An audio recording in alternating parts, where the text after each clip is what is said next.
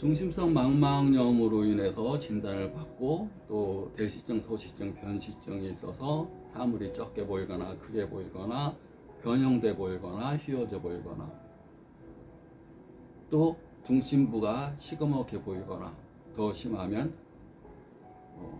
황반부 세포에 손상이 올 수가 있습니다.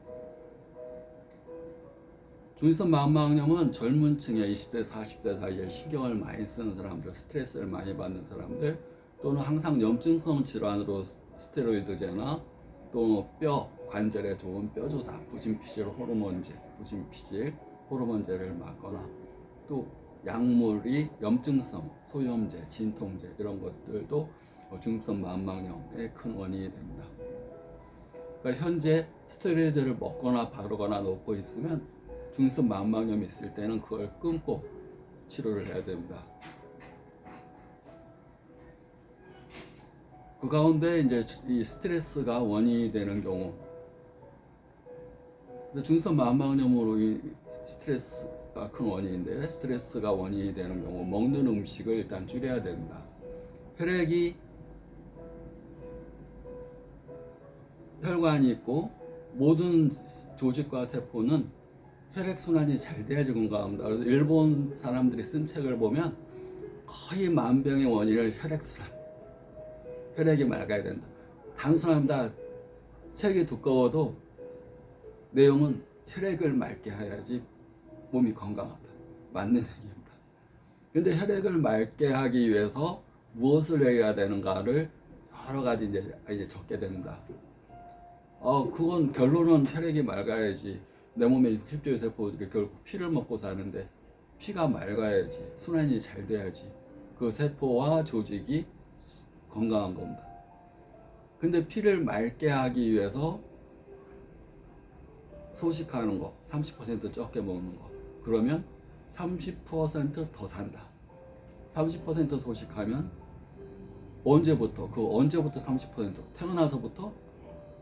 아니고 노화가 진행되는 시기서부터 40대에서부터 30% 소식하는 것은 혈관 내 혈액을 맑게 하는 필수적인 조건이라 보시면 됩니다. 그리고 혈관이 튼튼하고 혈액이 맑아지려면 당연히 음식을 적게 먹으면서 음식의 종류가 중요합니다. 근데 장수하는 나라들 보면 다 틀리게 먹습니다.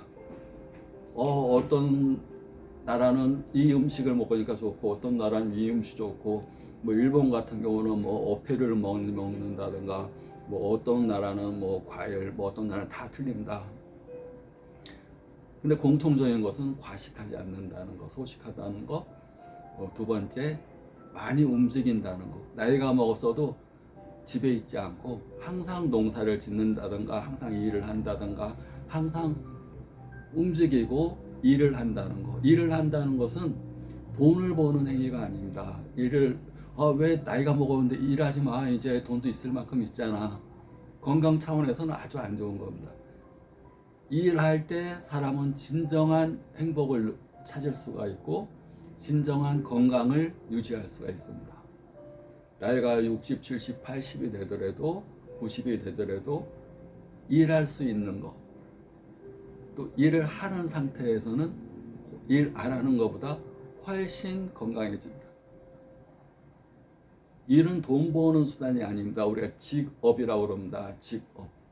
어떤 사람은 직장이라고 표현합니다. 직장이라고 생각하는 사람은 소극적인 거고, 나는 돈 받기 위해서 직장 다녀. 그것은 소극적이에요.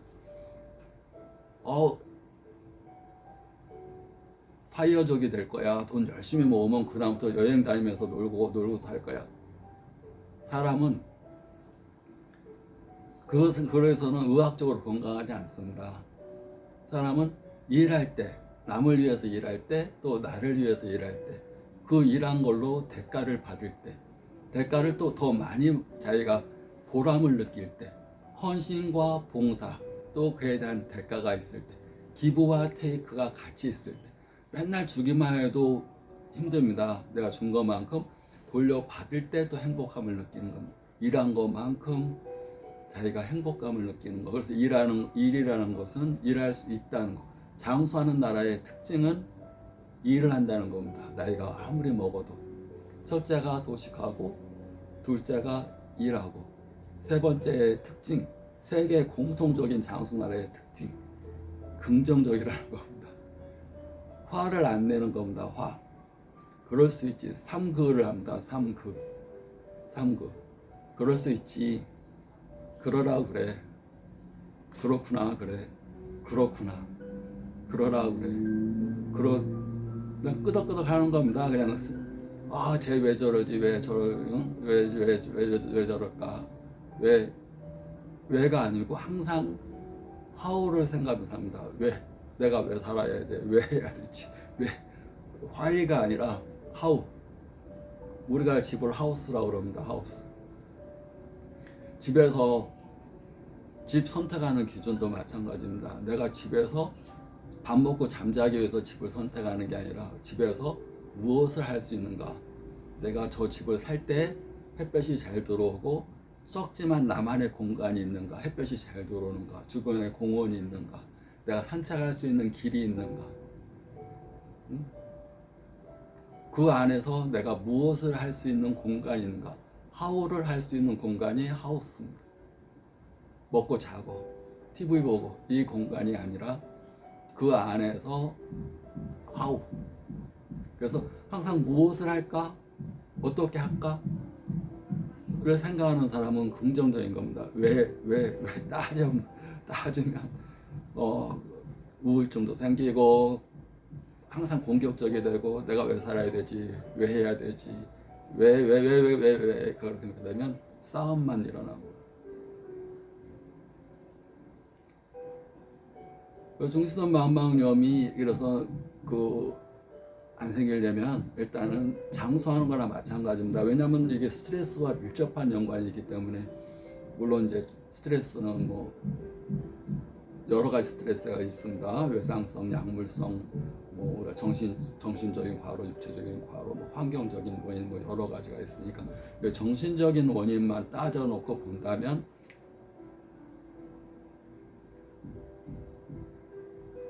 긍정적인 마음, 그리고 항상 감사하는 마음, 항상 입에 달아야 됩니다. 내가 화를 냈다는 것은 이미 지는 겁니다. 상대방한테. 우리는 일반적으로 내가 화를 내야 이긴다고 생각하니까 교통사고 나면 접촉사고 났다 그러면 서로 누가 원성이 높이느냐 해가지고 막 따지고 그러는데, 결국은 화낸 사람이 화병 생기고 화내고 나면 속이 시원한 게 아니라 화를 안 내는 것이 좋습니다. 특히 가까운 사람, 매일 얼굴 봐야 될 사람한테는 항상 웃는 얼굴이 제일 좋습니다.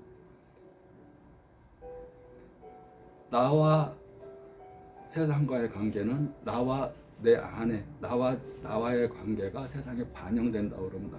내가 나를 얼마나 좋아하는지, 내가 나를 얼마나 사랑하는지, 내가 내 명의 나와 얼마나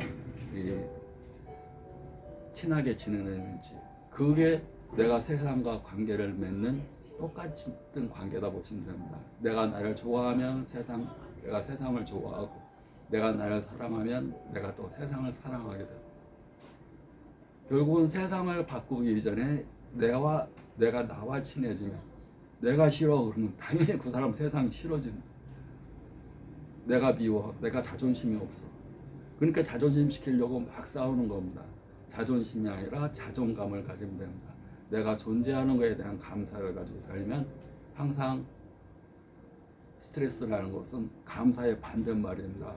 스트레스는 결핍의 언어고 감사는 풍요의 언어입니다. 풍요로운 사람은 중시성 만방염 잘 안 생깁니다. 감사합니다 얘기하는 사람은 우울증 안 생깁니다.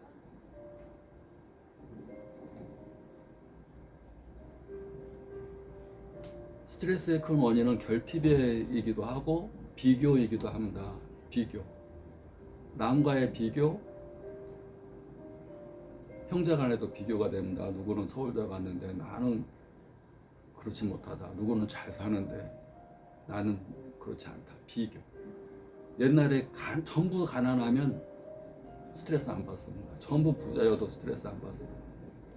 근데 비교는 비굴하거나 교만하거나, 잘난 사람한테는 내가 비굴하고 나보다 못난 사람 보면 또 교만해지고 그렇지 않아야 된다고 보시면 똑같은 사람 잘났으나 못났으나 항상 감사하는 마음으로 비교 없이 사는 거. 비교를 통해서 내가 불행해지기도 하고 교만해지기도 하고 근데 내가 부자여도 나도 더 큰 부자 보면 또 내가 비굴해지는 겁니다. 그러니까 비교는 자기 자신을 병들게 한다. 항상 범사에 감사하고 자존심이 아닌 자존감, 스스로 존재감에 감사하고 자족하는 마음, 충만이 아니라 만족하는 마음을 가지는 것. 이 중선만마원염 치료에 큰 도움이 됩니다. 구독, 좋아요 감사합니다.